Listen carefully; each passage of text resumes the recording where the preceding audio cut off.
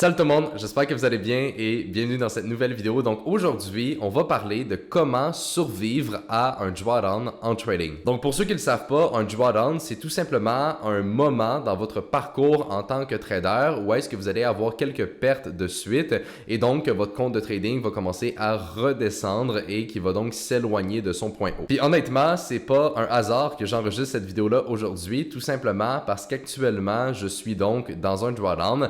Maintenant, je vous rassure, c'est pas un drawdown qui est énorme, je suis pas en train de tout perdre qu'est-ce que j'ai, ok? Donc c'est vraiment pas si dramatique que ça, mais c'est quand même un drawdown qui est assez notable parce que ça arrive très peu souvent que j'ai ce genre d'événement dans mon trading. La dernière fois que c'est arrivé, c'était en début 2023 où j'avais eu quelques pertes de suite et avant ça, c'était en 2021. Donc ça arrive pas très souvent ce genre de situation-là, mais c'est quand même quelque chose qui fait partie du trading et que moi-même je vais vivre une fois de temps en temps. Et c'est pour ça que je voulais enregistrer cette vidéo-là aujourd'hui. Donc même si ça fait 8 ans que je fais du trading et plus que 4 ans à temps plein, eh bien évidemment, ça m'arrive à moi aussi d'avoir des pertes et d'en avoir même plusieurs de suite. Ça fait partie du trading et c'est aussi pour ça justement que j'enregistre cette vidéo-là, tout simplement pour être transparent avec vous et vous montrer vraiment c'est quoi être un trader. Donc malheureusement, je trouve qu'aujourd'hui, il y a beaucoup de personnes sur les réseaux sociaux qui vont seulement montrer leurs gains, ils vont tout le temps faire semblant que ça va bien et qu'ils n'ont jamais de pertes,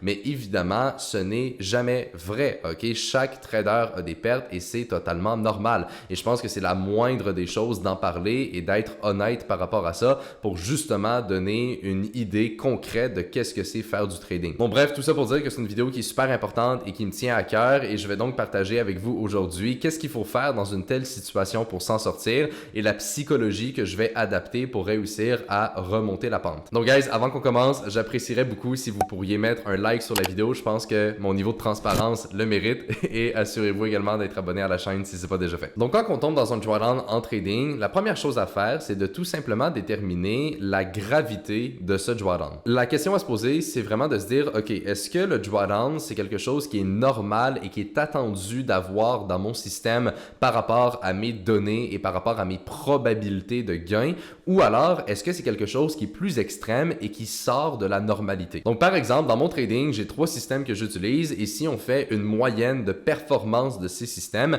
j'arrive à avoir un win rate, donc un ratio gain versus perte aux alentours de 60%. Ça veut dire que je vais gagner 60% de mes trades et 40% de mes transactions vont être perdantes. Donc est-ce que c'est possible d'avoir 1, 2, 3, même 4 pertes de suite? Eh bien évidemment oui, c'est pas quelque chose qui est si rare que ça. Par contre, est-ce que c'est autant probable d'avoir 6, 7 ou même 8 paires de suite? Eh bien là, évidemment, la réponse est non. Donc avoir plusieurs paires de suite, surtout quand on se rend dans des chiffres un petit peu plus élevés, ça devient de moins en moins probable. Et c'est vraiment la première façon en fait qu'on peut évaluer est-ce que c'est un drawdown qui est tout simplement normal et qui respecte les lois des probabilités ou est-ce qu'on est vraiment rendu dans un niveau extrême. Si c'est un drawdown qui est normal, donc vous avez seulement quelques paires de suite, eh bien je dirais qu'il ne faut pas paniquer et que ça peut tout simplement être la loi des probabilités qui fait son travail. Donc évidemment, vu qu'il n'y a pas de certitude en trading, ben c'est possible qu'on ait quelques pertes de suite et il ne faut pas non plus virer fou avec ça. Par contre, si c'est quelque chose d'un petit peu plus extrême, alors là, il y a souvent 2 possibilités. C'est soit à cause que les marchés ne sont pas en relation avec les systèmes qu'on utilise ou alors des raisons personnelles. Donc au niveau des marchés, c'est quand même assez simple à comprendre. Donc si par exemple, vous essayez de suivre des tendances dans votre trading, mais que le marché est dans un range, donc il fait juste faire du up and down, mais que vous, votre objectif, c'est de suivre des tendances, ben évidemment que ça fonctionnera pas. Donc ça se peut très bien que si vous utilisez un système qui n'est pas vraiment adéquat à l'environnement dans lequel on est sur les marchés, que vous ayez donc plusieurs pertes de suite. Donc ça en soi, ça serait pas très surprenant, mais ça peut donc être l'une des raisons qui expliquerait un drawdown. Et la deuxième possibilité, ben ça serait des raisons personnelles. Donc évidemment, si en ce moment vous traversez des périodes qui sont difficiles, ou vous vivez quelque chose d'assez intense dans votre vie personnelle, ben c'est très normal, j'ai envie de dire, que ça se répercute dans votre trading et c'est justement votre travail en tant que trader d'être capable d'identifier ces moments-là et de réduire considérablement le nombre de trades que vous prenez pour pas que justement ça atteigne un niveau qui est trop élevé. Donc pour revenir à mon drawdown actuel, comme je vous ai dit, c'est pas quelque chose qui est énorme, donc je suis aux alentours de 3% de perte. Maintenant, peut-être que vous allez vous dire, ah ok Anthony, mais 3% c'est rien du tout, ben ça dépend du capital qu'on gère. Donc évidemment, dans mon trading, je suis rendu à des chiffres qui sont quand même assez considérables, donc un assez gros capital. Et donc même si c'est juste 3%, ben c'est quand même un drawdown de 3% que j'ai vraiment encaissé. Donc là ici, je ne vais pas compter les trades qui sont encore ouverts parce que parmi ces trades-là, j'en ai en négatif, mais j'en ai aussi en positif. Donc dans mon trading, je vais vraiment considérer seulement un trade quand il est fermé parce que c'est vraiment là qu'on a un profit ou une perte. Et donc si je regarde les trades que j'ai récemment fermés, ben, je suis à moins environ 3%. Donc comme j'ai dit en soi, c'est vrai que c'est pas énorme, mais d'un point de vue monétaire, c'est quand même beaucoup. Et c'est pour ça que personnellement, je suis assez conservateur dans mon trading, tout simplement parce que vu que je gère un gros compte de trading, je pourrais pas me permettre de perdre 10, 15, 20% de façon très rapidement parce que ça représenterait beaucoup trop d'argent pour que je sois capable de gérer ça mentalement. Donc c'est pour ça que dans mon trading, je vais utiliser très peu de risques parce que j'ai pas aussi l'obligation de faire beaucoup de rendement en pourcentage pour quand même gagner beaucoup d'argent vu que je suis rendu à un plus gros capital. Et si je devais essayer d'expliquer mon drawdown, je dirais qu'il y a probablement un peu des deux raisons qu'on a déjà parlé aujourd'hui. Donc la première chose qu'on peut regarder, c'est au niveau des marchés en eux-mêmes. Et donc en ce moment, quand j'enregistre la vidéo, on est à la mi-septembre et je vais probablement la publier plus vers fin septembre ou début octobre. Mais donc ce qu'il faut comprendre, c'est qu'on vient de terminer le mois d'août sur les marchés et historiquement parlant, c'est le pire mois de l'année pour trader. Et ça, c'est quelque chose que j'étais conscient avant de tomber dans le mois d'août. Mais au final, j'ai peut-être pris un petit peu trop de trades par rapport à ce que j'aurais dû faire et c'est probablement ça qui m'a causé justement le drawdown que j'ai aujourd'hui. Donc, c'est super important de comprendre que des fois, les marchés ne sont pas tout le temps intéressants et c'est pour ça qu'il faut tout le temps se concentrer sur les meilleures opportunités et non essayer de prendre tout ce qui bouge. Et la deuxième raison, donc d'un point de vue un peu plus personnel, ben, c'est tout simplement que j'étais en vacances, donc j'étais en voyage pendant 2 semaines en Espagne et honnêtement, j'ai quand même pas mal décroché des marchés. J'étais beaucoup moins concentré que quand je suis ici et donc il y a probablement ça aussi qui n'a pas aidé à ma situation. Et honnêtement, guys, comme vous le voyez, c'est un petit peu personnel comme vidéo parce que je pense qu'il faut quand même piler un peu sur son ego pour faire une vidéo par rapport à des pertes qu'on est en train de vivre présentement.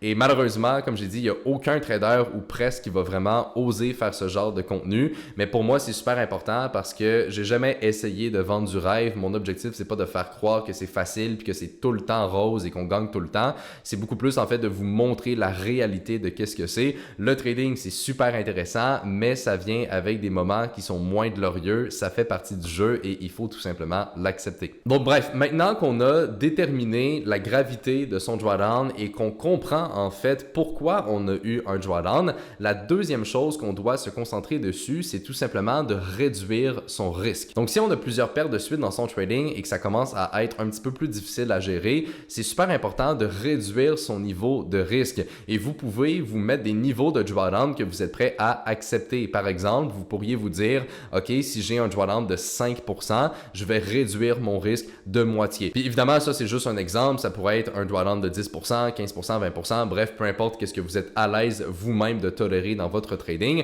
Mais donc, c'est une bonne idée d'avoir des niveaux justement comme ça de drawdown pour que si vous atteignez ces niveaux-là, eh bien là, vous allez réduire votre risque. Puis la raison pourquoi c'est important, c'est tout simplement parce que le plus de pertes qu'on enchaîne en trading, en général, les gens vont devenir de plus en plus émotionnels et ils vont prendre des moins bonnes décisions. Donc, c'est sûr que si vous continuez à risquer le même montant que vous faisiez au début, ben c'est sûr que ça ne va pas vous aider et que vous pourriez même empirer votre drawdown. Dans mon cas, comme j'ai dit, le drawdown est encore très faible. Je suis même pas à 5%. Donc, pour l'instant, je n'ai pas réduit mon risque. Mais si je me rends à 5% de drawdown, par exemple, dans les prochaines semaines, eh bien là, je vais considérablement réduire mon risque. Et évidemment, ça va être un petit peu plus long de remonter la pente par la suite, mais c'est le prix à payer pour survivre. Parce qu'au final, l'objectif en trading, avant même de penser à faire de l'argent, eh bien, c'est de protéger son capital et de survivre sur les marchés. Vous voulez jamais vous retrouver dans une situation où ce que vous êtes vraiment à risque de tout perdre. C'est la chose numéro 1 à éviter et c'est pour ça que lorsqu'on tombe dans un drawdown, eh bien, il faut réduire son risque. C'est super important. Et donc, la troisième étape à mettre en place, c'est évidemment une stratégie pour sortir de son drawdown. Et ce que je veux dire par rapport à ça, je pense que le premier point, en fait, qui est important de mentionner, c'est que justement, il ne faut pas changer de stratégie ou changer de système de trading. Ça, c'est l'une des erreurs que je vois le plus souvent. Donc, quelqu'un qui va trader pendant plusieurs mois, peut-être même plusieurs années, ça va très bien se passer et le moment où ce que la personne tombe dans un drawdown, la personne va tellement avoir des doutes, elle va tellement se remettre en question et perdre confiance qu'elle va vouloir changer de style de trading. Mais ça sert à rien ici, ça fait par exemple plusieurs années que la personne est rentable, mais souvent c'est pas vraiment un problème de système, mais peut-être beaucoup plus, comme je l'ai dit, de conditions de marché ou de raisons personnelles. Donc il faut pas essayer de changer de stratégie tout le temps parce que je vous dis honnêtement, ça va pas fonctionner puis ça va définitivement pas non plus régler votre problème. Donc par exemple, même si moi en ce moment j'ai un petit drawdown, je vais pas commencer à essayer des nouvelles techniques de trading ou je sais pas quoi. Je vais continuer de trader comme je l'ai tout le temps fait puis comme ça a tout le temps fonctionné puis éventuellement la loi des probabilités va faire son travail et je vais réussir à remonter la pente comme je l'ai fait dans tous mes autres drawdowns. Et l'erreur également à ne surtout pas faire, c'est ce qu'on appelle du over trading, c'est-à-dire de prendre trop de positions. Il y a beaucoup de gens, quand ils commencent à perdre, ils vont vouloir se refaire rapidement, ils vont vouloir regagner l'argent qu'ils viennent de perdre et donc ils vont forcer des trades pour essayer de justement remonter le plus vite possible. Mais ça, c'est vraiment la pire chose à faire parce que vous allez prendre des trades qui ne sont même pas si intéressants que ça et ça va juste encore une fois empirer votre drawdown. Donc ce qu'il faut faire, c'est totalement l'inverse, c'est-à-dire de devenir le plus sélectif possible et prendre seulement les meilleures opportunités sur les marchés parce que c'est vraiment ça qui va donc vous aider à remonter du drawdown et au final survivre de ces situations-là. Donc voilà, c'est pas mal ce qui fait le tour sur comment gérer un drawdown. Comme j'ai dit, c'était une vidéo un petit peu plus personnelle, mais je voulais quand même vous la partager parce que je le sais que peut-être parmi vous, il y en a qui sont en ce moment dans un drawdown où vous allez peut-être en vivre éventuellement et donc vous allez pouvoir revenir sur cette vidéo-là et ça devrait donc normalement vous aider à passer au travers de cette situation. Donc c'était vraiment mon objectif en l'enregistrant et donc si vous êtes dans un drawdown en ce moment, eh bien ne perdez pas espoir, restez concentré, restez discipliné, contrôlez vos émotions et surtout attendez des bonnes opportunités et ça sert à rien encore une fois de se précipiter sur des trades qui ne sont pas intéressants. Donc j'espère que vous avez apprécié cette vidéo. Si oui, mettez-y un like comme j'ai dit et là-dessus, je vais tout simplement vous retrouver dans la prochaine.